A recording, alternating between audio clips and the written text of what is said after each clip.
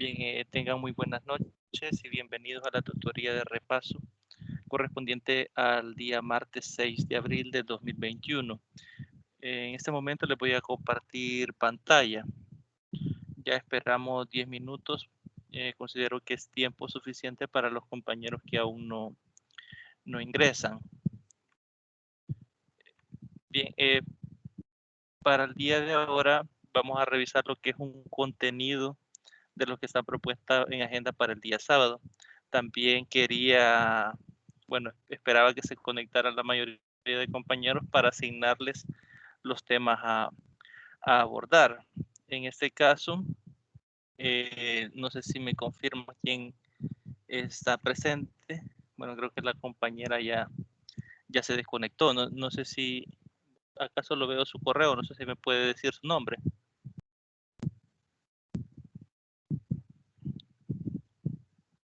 Elvia. Bien, a usted le está programada para la tutoría de este sábado, ¿no? También con la compañera Ana Ruth, pero veo que ella no ha ingresado. Entonces le voy a dar a elegir a usted. En este caso, si descargamos el material directamente de plataforma, vamos a ubicarnos en lo que es la unidad 3. Contenidos, unidad 3. Y he seleccionado dos contenidos que tienen más o menos la misma extensión, pero en este caso, como solo usted está conectada, Elvia, me gustaría que usted elija. El primer tema que tenemos es teoría de la enseñanza de las matemáticas, de la página 8 a la página 12. Ese es el primer tema. A ver.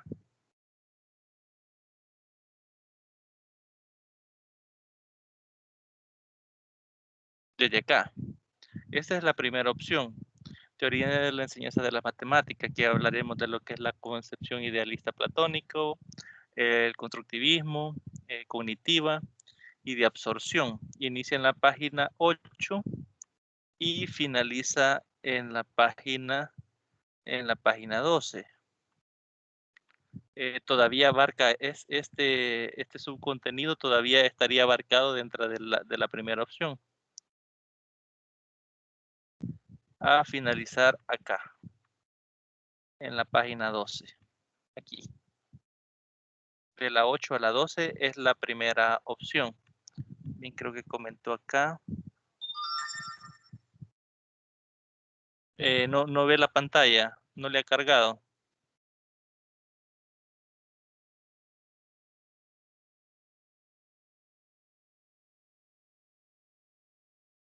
Ok, voy a cancelar nuevamente y voy a tratar de compartirle. Ahorita le estoy compartiendo nuevamente.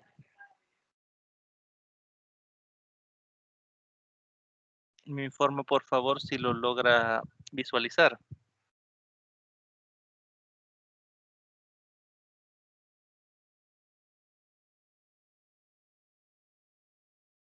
Ok, bien.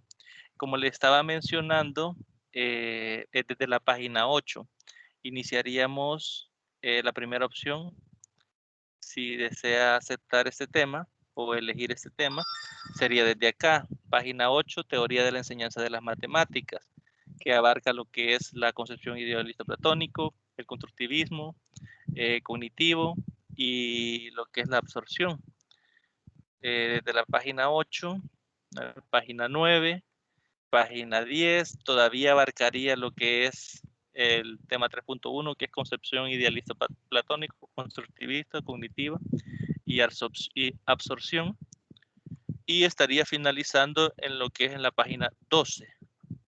Acá, página 12, aquí finalizaría el primer tema. Esa es la primera opción. Y la segunda opción es el tema que sigue, que es las dificultades para la enseñanza del aprendizaje, que abarca desde la página 13 a la página 18. Más o menos un tema creo que tiene 6 páginas y el otro tiene 5, es una página de diferencia. que serían las dificultades para la enseñanza y el aprendizaje de las matemáticas.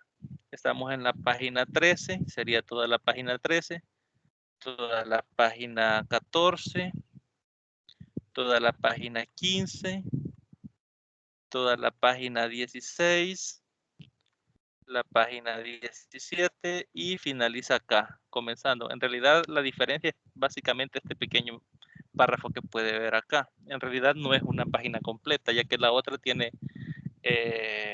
5 páginas completas y esta tendría 5 y ese pequeño párrafo de acá, ¿no? Entonces son las dos opciones, ya que los otros temas yo los estaría abordando. No sé en ese caso por cuál optaría usted.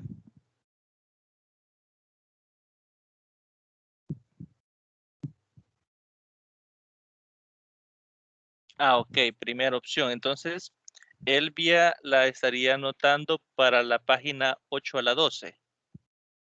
Página 8 a la 12.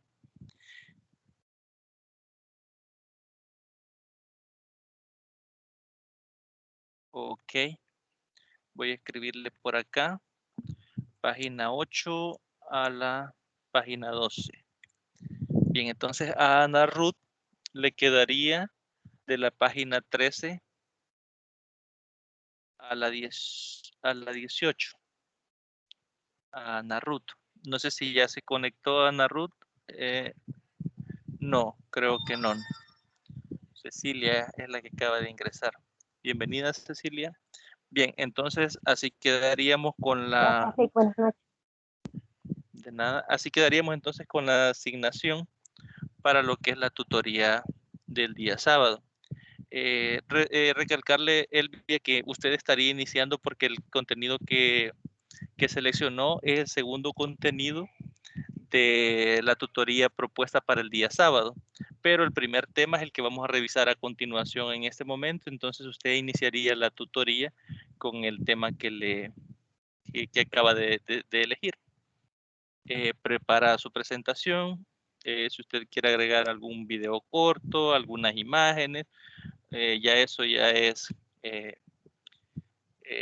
directamente de su creatividad, ¿no? Igual si tiene alguna consulta, alguna duda o algo en lo que yo le pueda apoyar, pues me escribe y yo con gusto voy a tratar de ayudarle en la medida de lo posible. Bien. Dicho esto, vamos a pasar a lo que es la revisión de algunos videos que están en plataforma. No sé si ya los revisaron por cuenta propia. Están al final de la unidad 3. Les voy a compartir pantalla nuevamente. Antes de iniciar con el contenido, me gustaría que revisáramos esos 2 videos que están como material de apoyo en plataforma. No sé si ya los revisaron, son los que aparecen al final acá, al final de la unidad 3.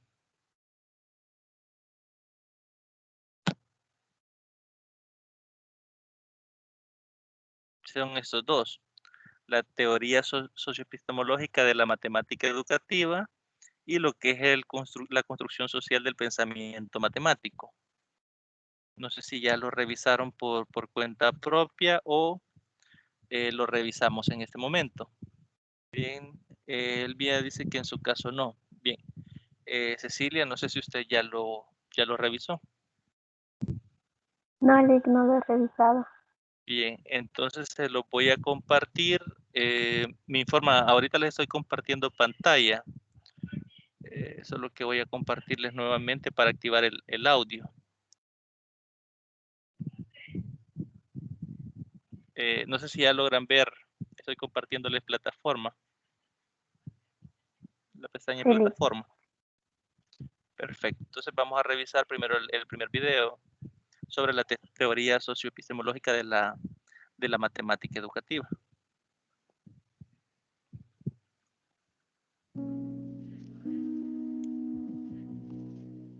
La teoría socioepistemológica es un encuadre que permite explicar la construcción social del conocimiento. Hay un hecho en educación muy significativo. El niño, la niña, con su paso por la escuela, tiende a ir incrementando su disgusto por la matemática, a dejarla de lado, a elegir opciones educativas que no consideran a la matemática, en gran medida porque ese placer por descubrir, por inventar, por explorar, por jugar, se fue perdiendo. Se pasó de una actividad de juego lúdica, muy entretenida, a volverse un aparato simbólico formal. Quizás la filosofía y la matemática sean las únicas dos partes del saber que trabajan con cosas abstractas. O sea, ¿qué es el amor? ¿Qué es el tiempo? ¿Qué es la verdad? ¿O qué es el infinito? ¿Qué es el azar?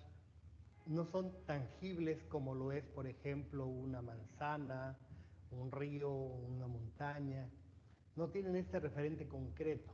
Esta naturaleza abstracta de la matemática nos hizo pensar a quienes trabajamos en la teoría socioepistemológica que había que buscar las raíces del conocimiento sobre la base de las acciones que la gente hace. La gente en lo individual, la gente en lo colectivo, la gente en lo social o la gente a un nivel de la civilización. Es decir, había que buscar de qué manera el ser humano construyó esa abstracción. Y lo que hace la teoría es justamente modelar un proceso que empieza con la acción inmediata sobre el medio, construye intermediaciones lingüísticas, gestuales. O sea, yo puedo hablar de alguien más alto que yo al hacer así, o yo puedo decir a alguien muy delgado haciéndome yo un poco más alto y señalando la cintura. O sea, yo puedo utilizar símbolos en mi vida real, pero que no tienen el nivel de abstracción de una ciencia. Lo que hace la teoría es tomar esos elementos y darles una naturalidad, una carta de ciudadanía. Es tan importante trabajar con objetos concretos, experiencias culturales, como lo es con ideas abstractas. Entonces, lo que hizo la teoría fue fundamentar sobre la base de experiencia acumulada por muchos años, cerca de 30 años, con evidencia empírica de cómo un niño jugaba, aprendía, desarrollaba conocimiento y cómo eso le podía servir incluso a nivel universitario. Y descubrimos, por ejemplo, algo muy valioso. No es que a los niños y a las niñas no les guste la matemática. Lo que en verdad no les gusta es no entenderla. Si uno pone escenarios en donde esa es útil, se usa, se entiende, el joven mismo disfruta. Lo hemos visto en muchos países. Puestas en escena en salón de clases dejan ver cómo el joven, el niño, la niña pasan de una etapa pasiva a una etapa activa hasta llegar a una etapa propositiva.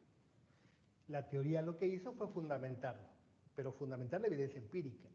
Es decir, no es una teoría que provenga de constructos teóricos per se, sino nace de la evidencia, de las aulas, de muchos lugares del mundo, de hecho, y se fue conformando de a poco una teoría.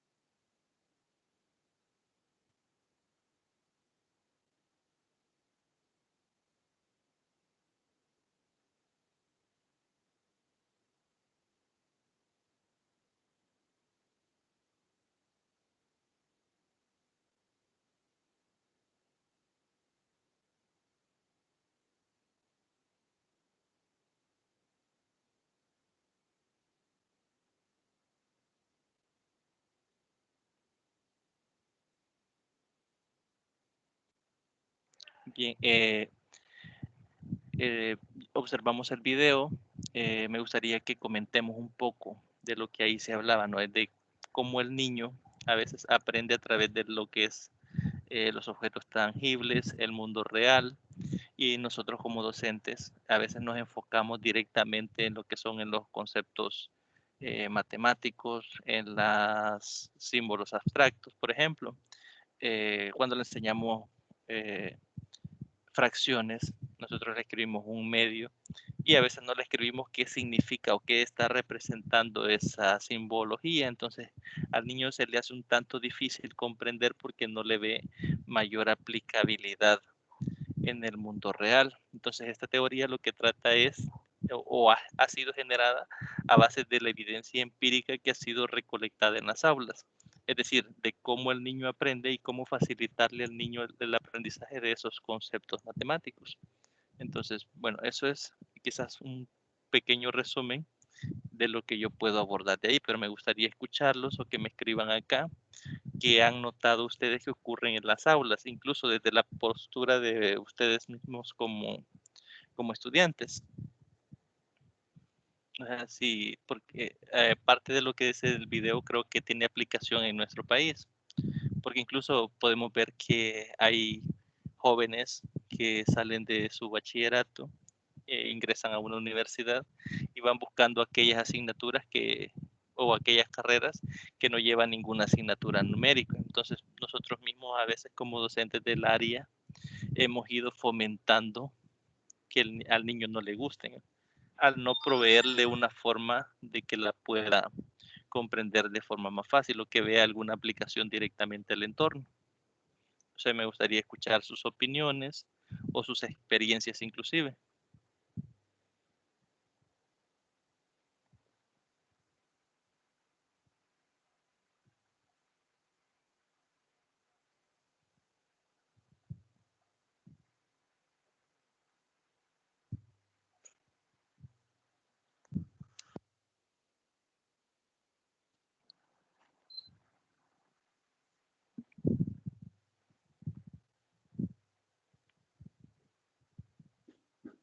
Hola, no sé si me escuchan.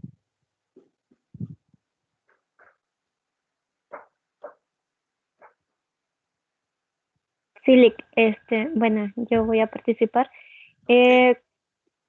Ahí cuando estábamos viendo el video, pues incluso el señor que aparece ahí decía que no es que los alumnos no les guste la matemática, sino que lo que no les gusta es cómo puede ser que no les gusta cómo se les enseña y por eso se vuelve bien complicada la asignatura para algunos estudiantes.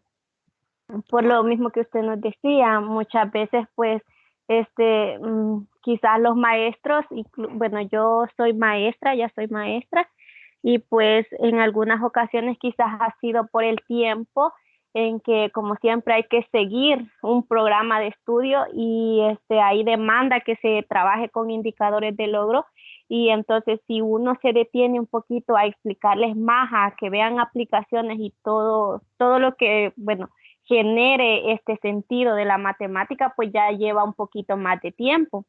Que bueno, siempre nos decían en la universidad que es mejor enseñarles y que ellos aprendan bien a impartir contenidos y que no se logre el propósito, no logren un aprendizaje.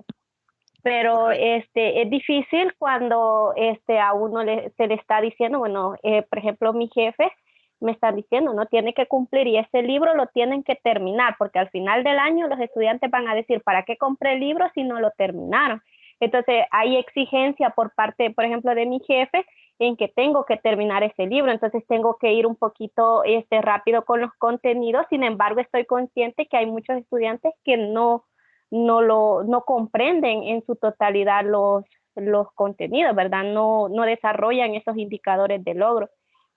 Entonces eso sucede porque pues sí, siempre se tiene que cumplir casi con un programa de estudio y si nosotros vemos, porque también he revisado los libros de SMATE, que es una nueva forma, ¿verdad?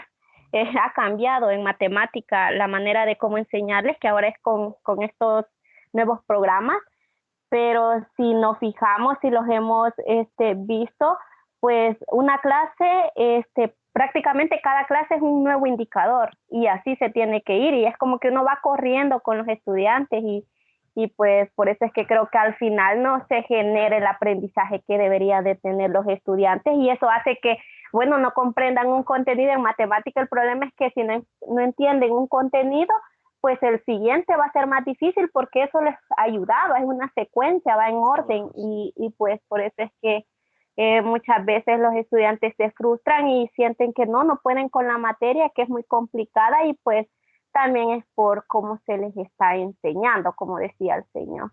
Correcto. De hecho, entre lo que usted menciona, es cierto, en los libros de texto, si revisamos mate, un contenido sirve de base para los contenidos que siguen y se forma una cadena de contenidos, ¿no? Y si un estudiante no comprende, digamos, un contenido básico, no va a, menos va a entender los que siguen, ¿no? Y a veces es uno de los errores que cometemos, que de hecho en el material de lectura, el que vamos a revisar a continuación, ahí menciona ese error, ¿no? Que el hecho de pasar a un nuevo tema, si no se ha entendido uno previamente, es bastante importante. Gracias Cecilia por la participación. Vamos a revisar el segundo video antes de pasar al contenido.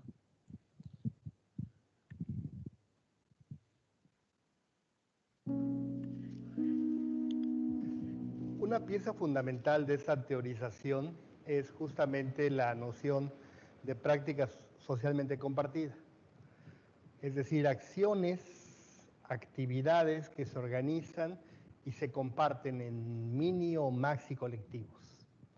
El término social primero alude a la idea de interacción, es decir, más de una persona haciendo algo. Es social en tanto que interactúan. Pero para nosotros lo social es más complejo, es un conjunto de normativas que regulan el comportamiento de grupos.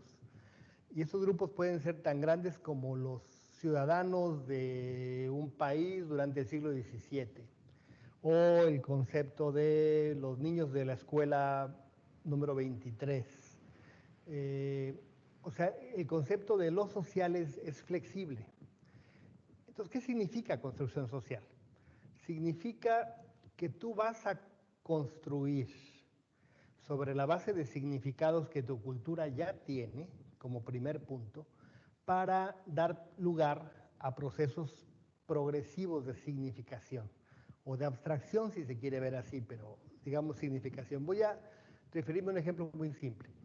Hay regiones en nuestros países en donde, yo creo que en el mundo entero, en donde se preparan mezclas de agua de sabor, es decir, se agrega un poco de jugo con un poco de agua y la mezcla produce un gusto o un disgusto. Queda muy densa o muy aguada, o sabe mucho a jugo, o sabe muy poco a jugo. Ese tipo de prácticas el joven las vive desde su casa. O sea, a una cierta hora hay agua para beber, la prueba, pero eso normalmente no se usa en la escuela. Entonces, lo que quiere decir construcción social es que ese joven va a poder utilizar los elementos de su cultura para significar objetos abstractos. Y voy a intentar decir algo que encontraron mis colegas, la doctora Reyes y el maestro Cervantes, en un trabajo específico de una región de México que se llama Oaxaca. Lo que ellos encontraron es que si hacen combinaciones de vasos de agua, por ejemplo 3 de agua con 2 de jugo, vamos a poner mejor 4 de jugo, esta mezcla produce un sabor muy sabroso. Si le quitamos jugo, el sabor es muy, no gusta a la gente, no lo toma. Si esto fuera un mercado no lo comprarían. Pero se les ocurrió, con grupos de estudiantes, representar esto en un sistema abstracto, un sistema de referencia cartesiano, y encontraron que si tomaban, por ejemplo, acá el agua y acá el jugo, pues 3 de estas con 4 de estas producía una recta utilizando la proporción, es decir, tomar 3 de agua o 6 de agua duplicando el número de jugo generaba el mismo sabor. Es decir, un punto acá o un punto por acá produciendo en el agua el mismo sabor. O sea, lo que es invariante de esa recta es el sabor. Por lo tanto, la pendiente de esa recta representa el sabor. Bueno, esto es muy distinto a una clase en la cual la pendiente se define como un objeto abstracto que divide y2 menos y1 entre x2 menos x1, y todo aquel que enseña matemáticas lo sabe, y se define pendiente como un algoritmo. Entonces el joven no le ve un significado, mientras que si uno incorpora estos elementos, él empieza a construir un lenguaje gestual, verbal, en donde dice, no, ponle más jugo porque si no vas a ver feo. Ese tipo de frases, más, menos, por arriba, por abajo, van construyendo significados de manera compartida. Una vez que los significados se comparten, pues se descubre que yo puedo preparar aguas, mezclas de sabor, de muchos sabores. Y puedo, combinando sabores, producir sabores intermedios. Que en un problema algebraico, este es un problema complicado. Es encontrar un número racional entre dos números racionales. Esto clásicamente en las pruebas internacionales se ve como una gran dificultad. Bueno, aquí simplemente es preparar el agua. Es decir, el significado de los objetos formales que tiene que estudiar se va a anteceder y acompañar de prácticas que la persona vive. Y son prácticas porque son compartidas, son socialmente compartidas, por lo tanto lo hace la mamá, lo hace el hermano, lo hace en el mercado, lo hacen. Y ese es un elemento para transformar la escuela y justamente es lo que va a ayudar a que más personas, más niños y jóvenes aprendan, disfruten y gocen esta posibilidad de hacer matemáticas.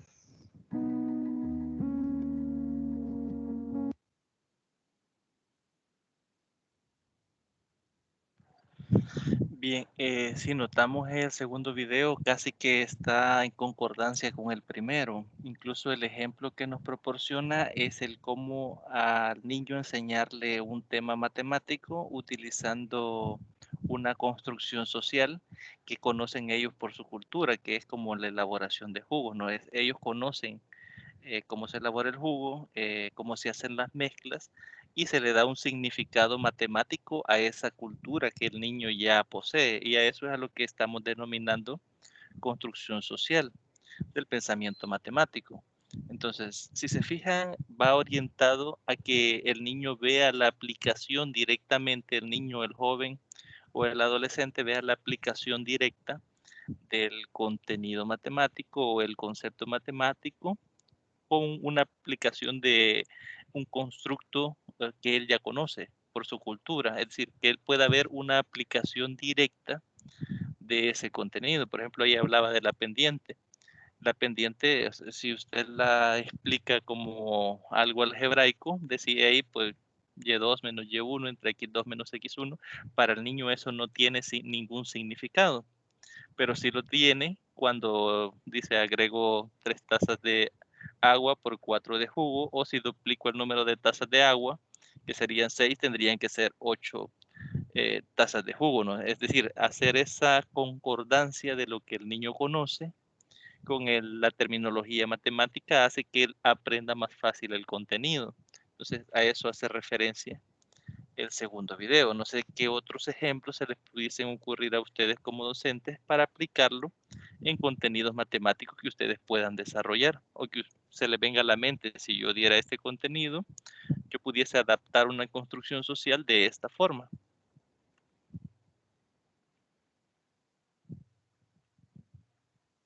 O algo que les haya llamado la atención directamente de lo que se mencionaba en el video.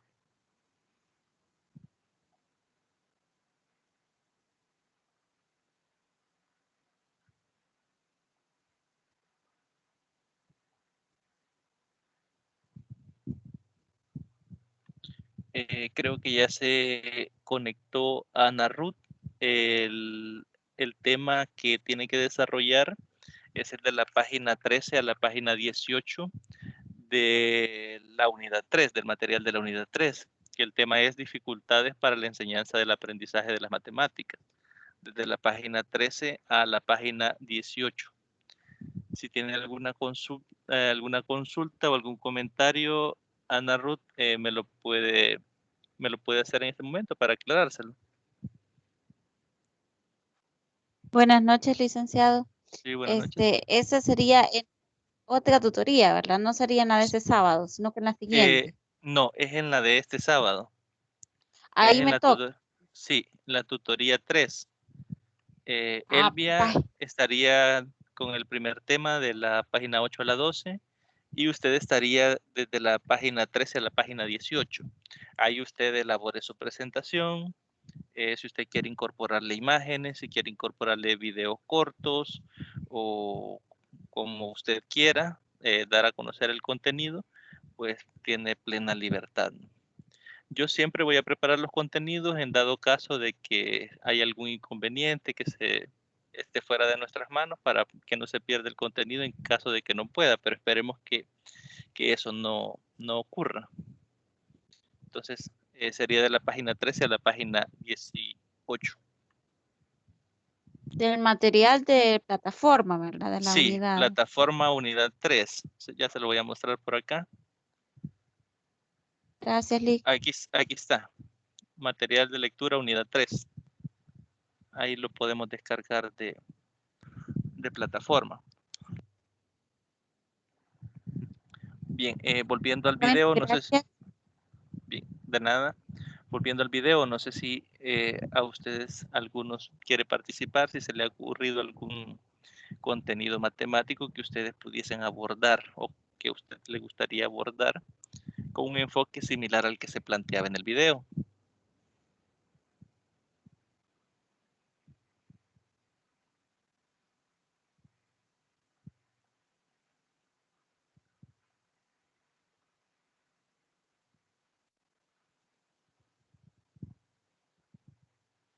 Bien, si no hay participaciones, vamos a pasar a revisar un contenido de lo que está propuesto de la unidad 3. Ese contenido estaba planteado para el día sábado, pero ya que es un poquito extenso el material que se va a abordar, vamos a revisarlo el día de ahora. Y aquí le había elaborado una pequeña portada, ¿no? Tutoría de repaso número 2, previo a la tutoría número 3. El día de ahora el día de ahora martes 6 de abril del 2021. Ahí nos habla el material, comienza con lo que son los principios de la didáctica de la matemática.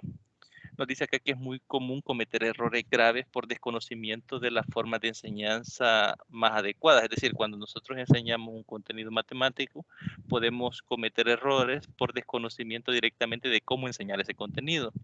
Esos errores se pagan muy caro. Bueno, quien los paga directamente es el estudiante, ya que como hablaba la compañera que participó en el primer video, a veces si el estudiante no comprende un contenido, pues se le dificulta, ¿no?, que aprenda lo siguiente. Entonces, quien paga el error cometido el docente de forma involuntaria al no conocer cómo enseñar ese contenido de forma adecuada, viene siendo directamente el estudiante.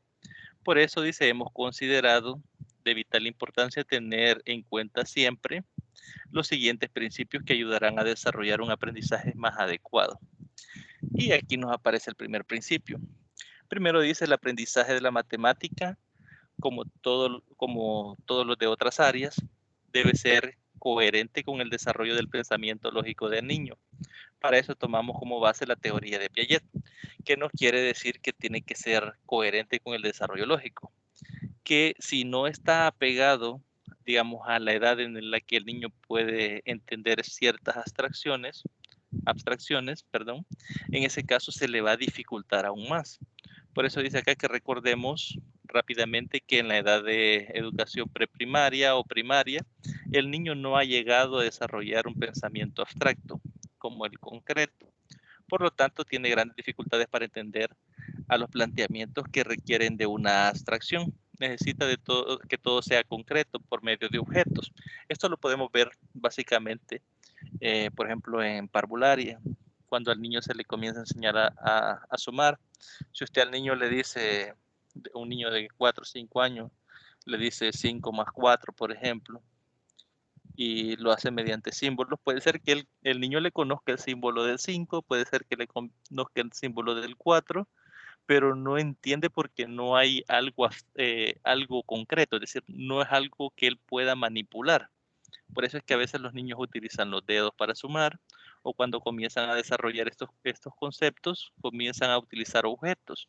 A veces utilizan piedritas, o hacen dibujitos, o incluso las manos, ¿no? Que a veces cuando pasa de 10 se les dificulta, ¿no? Acá nos da un ejemplo, que básicamente lo que les está explicando. Para sumar es una palabra que no tiene ningún significado para el niño. Es necesario recurrir a lo concreto, a lo que el niño puede tocar, mover y sentir. Recordemos que el niño en esas edades todo lo busca hacerlo práctico y todo lo tiene que ver directamente en el mundo real, que el niño lo conoce y lo puede manipular. También nos dice de que su pensamiento se encuentra en una fase de desarrollo que requiere ese sentido de actividades para su comprensión, es decir, sin la posibilidad de manipular los objetos para poder darle sentido a ese concepto matemático, el niño no puede hacer esas operaciones o no puede entender ese concepto. También nos dice que veamos de esta manera. Sumar es un concepto, es decir, es un concepto matemático.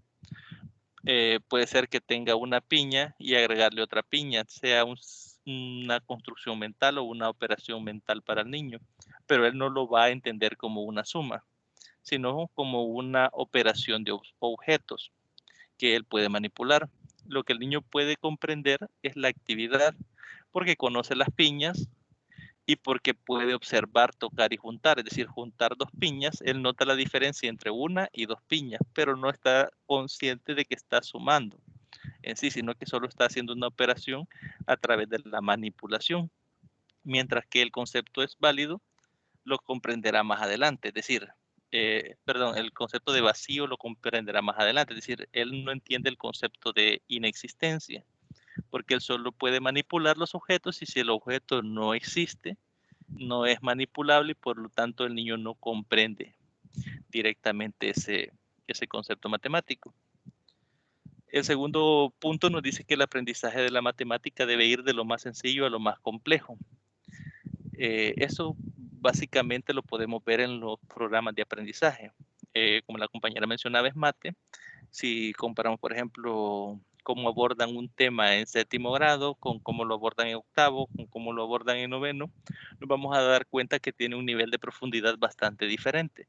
¿Por qué es esto? Porque depende directamente de la capacidad cognitiva para entender esos contenidos abstractos del niño, por la edad en que se encuentra. También dice que se comprueba que lo sencillo ya es dominado por las y los alumnos, se va hacia lo más complejo para que el alumno lleve toda la secuencia del contenido y de los procesos desarrollados que lo estimulan, de desarrollo que lo estimulan. En el primer video que observamos, veíamos que el hombre decía de que al niño no es que no le gusta la matemática, sino que no le gusta, que no entiende la matemática. No le gusta no entenderla. O sea, no le gusta en sí la asignatura, no es que no le guste la asignatura, sino que a él no le gusta no poderlo entender.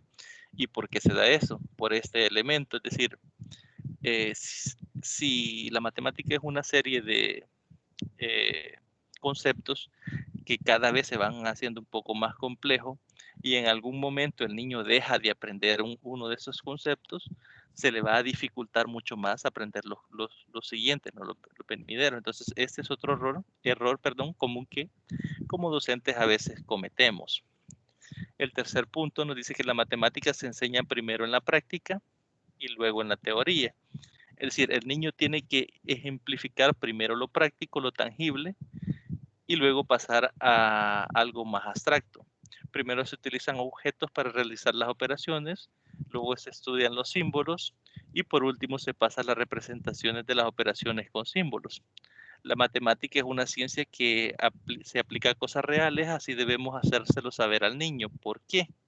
Porque si no, el niño no le ve aplicación a un concepto matemático, pues se va a desinteresar tanto de la asignatura como de para qué le va a servir en la vida. A veces nos encontramos con grupos de estudiantes que lo primero que nos preguntan, ¿y eso para qué me va a servir?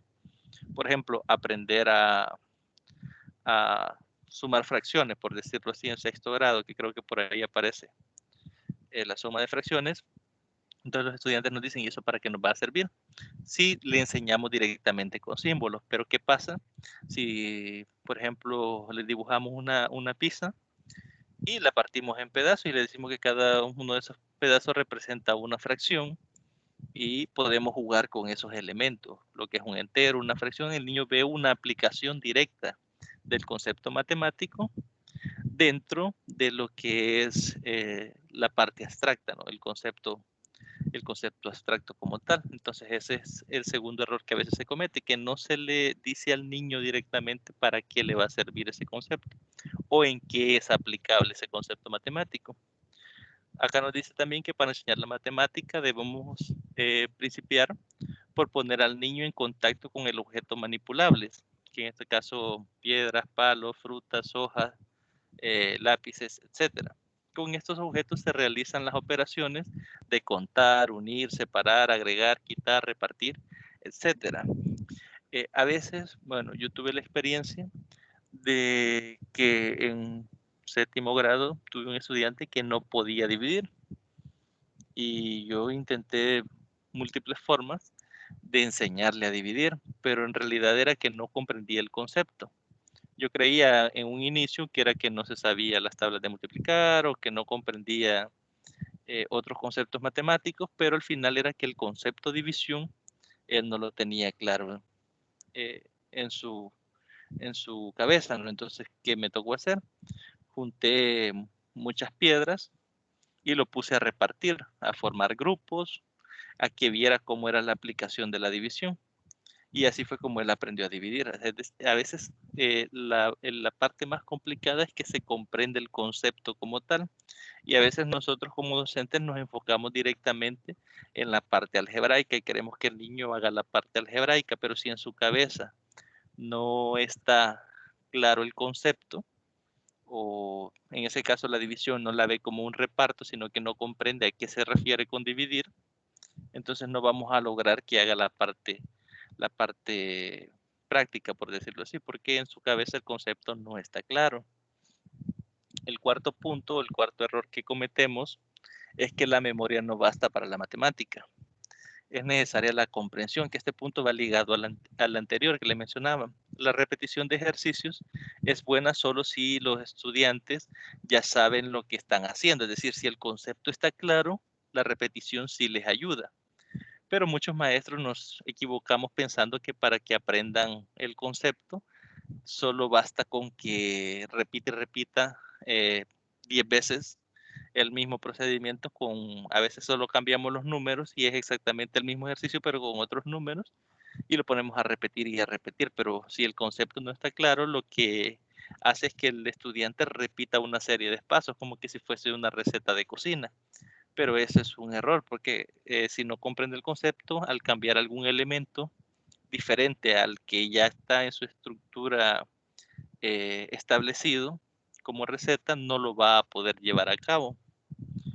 Así como muchos maestros se piensan que para aprender las tablas de multiplicar es necesario que los alumnos las copien de principio a fin 100 veces. Creo que son elementos que se tenían presentes antes en la educación de antes. Yo creo que hoy en día no, este elemento ya no lo vemos, ¿no? El hecho de que la repitan y la repitan o que traten de memorizarla sin entender el concepto de qué es multiplicación. El quinto error nos dice que a los alumnos deben saber con claridad qué significan las operaciones, qué es sumar, qué es restar, qué es multiplicar, dividir, unir, interceptar, etcétera. Y no solo resolver mecánicamente. Lo que se debe tener en cuenta de este principio es que no importa la operación matemática que se esté realizando, las y los estudiantes deben saber con claridad qué es lo que trata, de qué trata y sobre todo para qué sirve. Es decir, es más importante que sepan el concepto y para qué sirve el concepto y no que sepan repetir. ¿Por qué? Porque es importante que ellos puedan aplicar ese concepto y no solo se queden con la parte mecánica. Si nos enfocamos en el segundo video que veíamos, ahí hablaba de lo que es proporción de jugos con agua. Esa es una aplicación directamente de un contenido matemático a algo que ellos conocen en su vida cotidiana. Entonces, ya es una aplicación. ¿Qué pasaría si ellos no conocen en realidad el contenido matemático? No pudiesen hacer esa aplicación y por lo tanto no pudiesen resolver problemas de aplicación. Entonces, lo que se busca es reducir esas problemáticas a la hora de enseñar esos conceptos matemáticos. Nos dice que hay que resolver mecánicamente, es solo aplicar recetas, y la matemática es razonamiento, es decir, debe de aprender a razonar lógicamente y no a seguir una serie de pasos previamente establecidos. A veces como docentes es uno de los errores más comunes que cometemos, el hecho de dictarles a veces paso 1, tal cosa, paso 2, tal cosa, paso 3, tal cosa. Entonces se suele cometer el error de ver la matemática como una serie de leyes y no como algo que se da a través del razonamiento. El octavo punto nos dice que el aprendizaje de los contenidos de la matemática tiene una secuencia. Un aprendizaje se basa en el anterior y así sucesivamente. Por eso, si no se ha logrado un aprendizaje, no se debe entrar en otro por cumplir con un programa. Es un grave error pretender que se aprenda un contenido sin haber aprendido el anterior. Creo que la compañera que participó con relación al primer video nos habló de esto, ¿no? Que a veces nosotros como docentes lo hacemos porque nuestro jefe o nuestro superior nos pide que cumplamos con terminarnos el libro, pero ellos lo hacen por X o Y razón. A veces se nos obliga que hagamos esto, pero como docentes tendríamos que evitarlo al máximo. ¿Por qué? Porque al final a quien le estamos causando un daño directamente es al niño, que en lugar de que le guste la asignatura o que aprenda matemáticas, lo que vamos a conseguir es que las odie y que después ya no las quiera ver en ninguna asignatura. Muchas veces por eso, como les mencionaba al inicio, hay estudiantes que buscan carreras que no llevan matemática, y esto es porque están tan frustrados de no entender la matemática que piensan que ellos son los que no son buenos para la asignatura o que tienen algún problema al no poder entender los conceptos matemáticos, pero a veces es que se ha encadenado una serie de conceptos matemáticos que nunca se les dio la oportunidad de comprender y eso dificulta los nuevos conceptos. En ese caso, quizás mencionarles, ¿no?, que yo tuve la experiencia que yo llegué a un 9º grado hace un par de años y me tocaba, por ejemplo, explicar lo que eran ecuaciones con radicales. Entonces, yo llegué asumiendo de que ya sabían los conceptos previos. Entonces, a mí fue en un colegio, me pusieron a trabajar directamente ese contenido. Con ese contenido se quedó el profesor anterior y usted de aquí para allá continúe. Pero ¿qué pasó? Que yo vengo, escribo en la pizarra una ecuación con radicales y la primera pregunta de un estudiante, ¿y eso qué es? Ese símbolo que usted hizo ahí, ¿qué es? No conocían el símbolo de radicación. Entonces, me tocó ir como el cangrejo, como decimos habitualmente, ¿no? Ir preguntando, hacer un sondeo previo para ver los conceptos matemáticos que sí dominaban, cuáles no. Me tiré más de mes y medio repasando conceptos como potenciación, la radicación, otros conceptos, por ejemplo, números negativos, que yo noté que había deficiencia y pues al menos a mí en ese colegio me dejaron la libertad de que dejara de lado el programa para enfocarme en poner las bases que ellos tenían deficientes, ¿no? Entonces, a veces no en todas las instituciones ocurre eso de que nos dan esa libertad, pero como docentes lo correcto sería que lo pusiéramos en práctica, ¿no? El 9º error nos dice que el aprendizaje tenga significación. ¿Qué quiere decir esto? Que lo que se aprenda se interprete en la realidad. Por ejemplo, si se aprenden los decimales, se debe entender que se aplica plenamente en el comercio y en la vida diaria en cada momento, ¿no? Es decir, similar a lo que hablábamos de las proporciones del agua y el jugo, ¿no?, del video, ¿no? Entonces, en este caso, tiene que haber un significado para el estudiante, tiene que haber en qué le va a servir, en qué va a poder aplicar o ver reflejado ese concepto matemático. Y ahí terminaríamos con el primer contenido que se había propuesto para la tutoría del sábado. Lo revisamos el día de ahora para disminuirnos la carga de contenidos que están propuestos para esta tutoría. Entonces, no sé si hay alguna consulta, algún comentario, algo que deseen expresar, pues les dejo el espacio para que lo podamos hacer.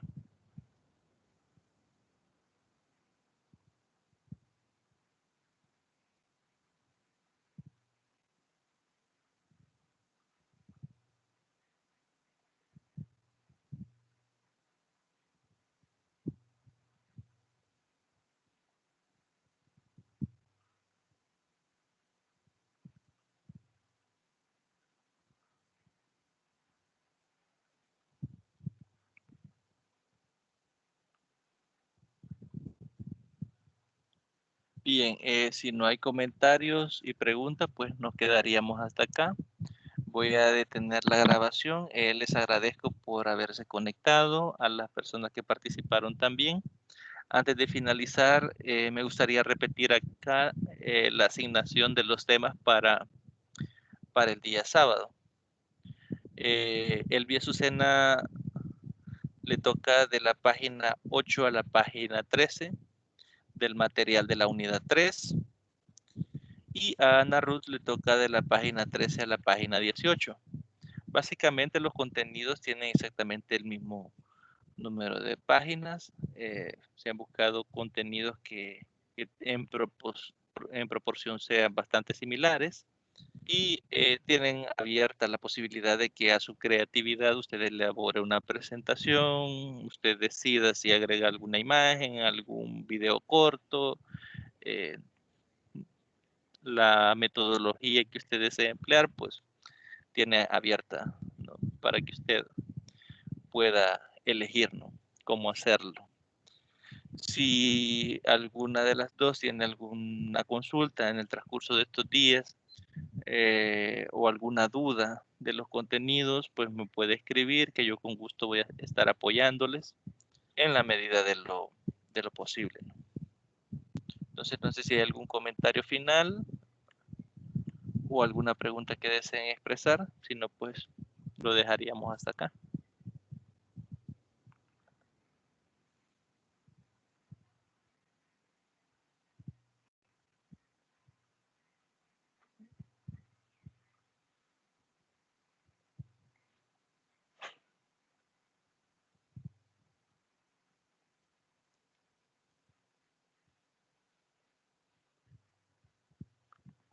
Bien, entonces les deseo una Está muy bien, feliz noche. bien, Hola. licenciado. Buenas noches. Sí, buenas noches, Jacinto. Buenas noches.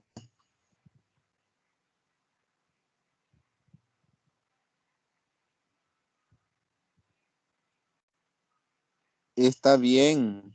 Ok. Bien, entonces voy a detener la grabación acá. Muchas gracias por haberse conectado y pues tengan una muy feliz noche. Muchas gracias.